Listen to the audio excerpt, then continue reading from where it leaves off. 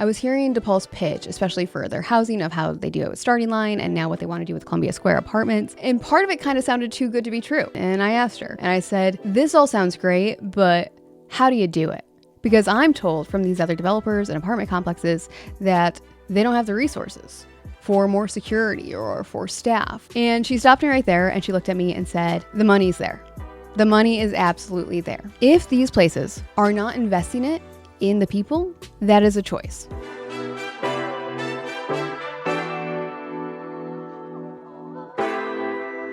There was just an apartment complex announced called Columbia Square Apartments that would be at the intersection of where Whitesboro and Columbia Street meet. Also, a side note, that area was just completely redone. Thank you to Councilman Bob Burmaster and the ARPA funds that he allocated for that area. If you haven't seen it yet, go check it out. There's new signage and new curbs. It's a night and day difference. Now, I really want to talk about this because I saw a lot of comments about people concerned of an apartment complex and what another one means for the area, because we have seen some apartments come to fruition and boy, have they been a letdown, not just for the people that live there, but also the neighbors all around. It just sets the bar way too low of what we can and should expect developers to be doing in our area, not just the housing, but how they intend to maintain it or lack thereof afterwards. In my area especially, we have apartments like Lilly and Cooper, and there's, well, Glow Mills isn't technically my district. It cuts off right there, but it's still all the same. We get a lot of calls from a lot of just concerned people. Really what it comes down to is just really inappropriate and unacceptable living conditions. Now, they're not all like this. There are places like Chancellor Apartments. I've seen really great relationships with People First. I've seen McCardivan Apartments come a long way, but overall, I think we've seen in the city the sentiment of what happens when there isn't proper management on site, vetting and making these safe and enjoyable places for everybody to live. So I say all that to say, I had the honor of actually going to DePaul and visiting their Starting Line Apartments, which is right on the edge of Culver Ave. They've been open a couple years now, and I got to go with Councilman Bob Burmaster. Are you ready? Yeah, I'm excited. Field trip day.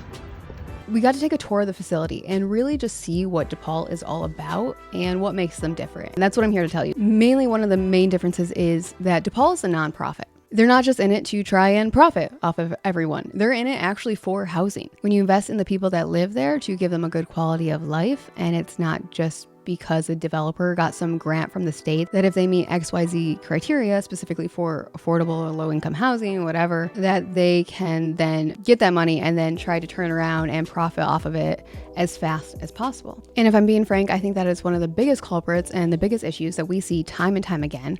If these places are not investing it in the people, that is a choice. These are issues that I'm seeing across the board, and it really comes down to who owns it and who is maintaining it and what their intentions are. Again, that DePaul is a nonprofit. They actually have staff around the clock there for the people that they serve. So if your car broke down and you can't get to work, they're gonna work with you to figure out how to fix that. There is one apartment complex that they had, and the seniors living there wanted help with mobile banking. So they actually had somebody come in and do a seminar for their people because that was a priority to them. This is the difference. People need support. You need support, you need community. And when you don't have that, it really starts to unravel from there. One of the other things I loved is that DePaul does not cut corners, and you can tell by just walking through their building. Together, we've learned finishes that are durable, but look like high-end market rate. And you can do that, and that's what this is. They actually design the space to be a place that people can age in place. So I'm just excited about DePaul, and I want all of you to be, because we need more developers like this. I think the more we can get the word out, the more it'll help to start raise the bar of what it is we are expecting and letting come into our city. Yes, we need more housing, but we need quality housing. We need proper support for people. So there are people who are doing it right, and I hope that they continue to get priority when it comes to developing in these cities, especially ours. So just to go through the list quick of what to expect on this project for DePaul, Columbia Square Apartments is expected to have 66 apartments.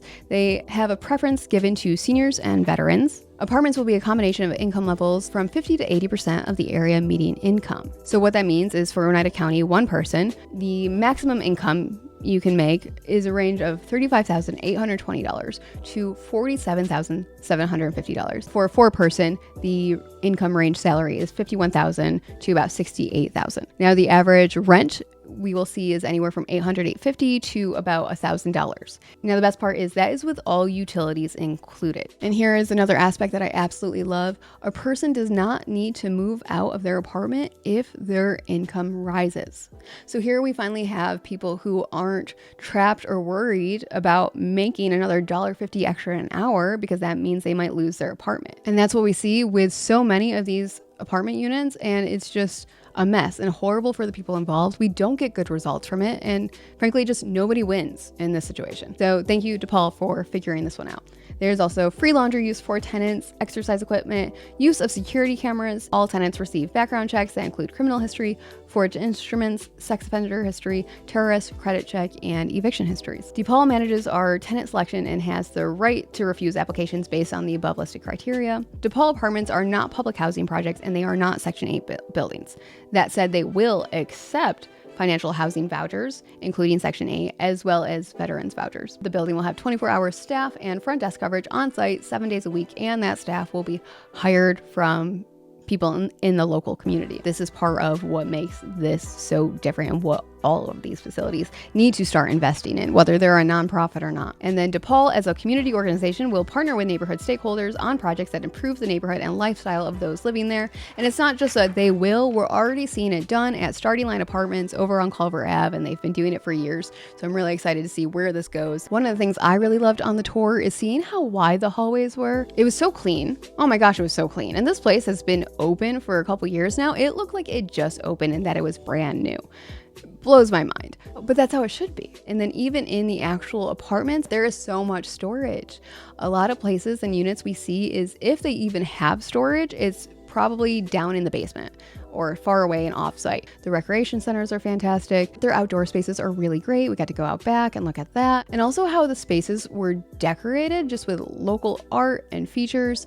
Even the way that they call this Starting Line Apartments over by the Boilermaker, it's all very intentional and just in tune with what is actually going on in the community. I also love that people are accidentally starting to call this one Finish Line Apartments because it's kind of near the finish line, but it is Columbia Square Apartments, so don't get it confused. But I'm just really so excited that there will be 66 more of these types of apartments and on the west side. This is something that Mayor Palmieri was always really excited about, and he was begging for them to put a location in Utica since he heard about them. So thank you to the mayor and to DePaul and New York State for choosing an organization like DePaul to qualify for everything that they need to invest in these places and to create housing that is a not-for-profit. So I'm thrilled about this and just wanted to share all of that with all of you and let you really start to know the difference of this complex versus others. While I'm excited, the work isn't done when it comes to other apartment complexes and just getting quality housing for everyone. So that's all. I just want to jump on here and share about this exciting project. If you have any questions, let me know. My memories of this neighborhood, because my father was from West Utica. His house was on Cedar Street, which ended up being taken for the railroads, right? Or down by the auditorium. So I remember the streetscape of Columbia Square and always went to Shaheen's for our shoes and everything. So this is bringing back the streetscape.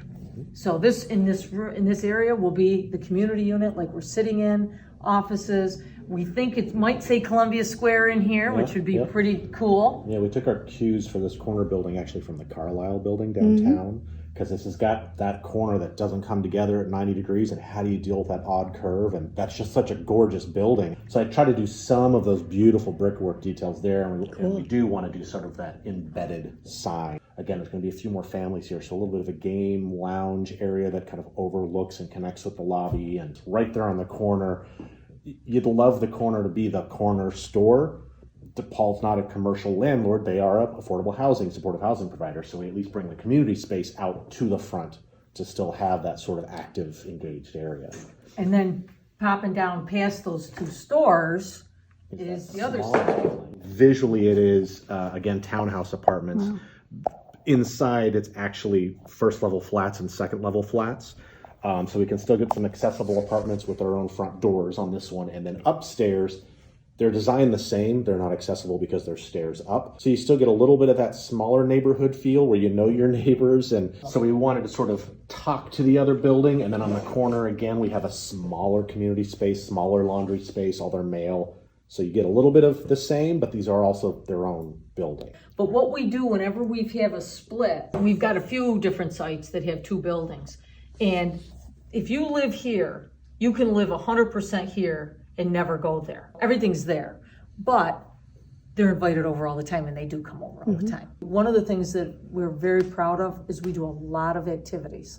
And if you follow us on Facebook, you'll see the DePaul activities are going on nonstop, because that's the community piece. Because what you want to have happen is that the people are going to the store together, you're getting to have friends and connections.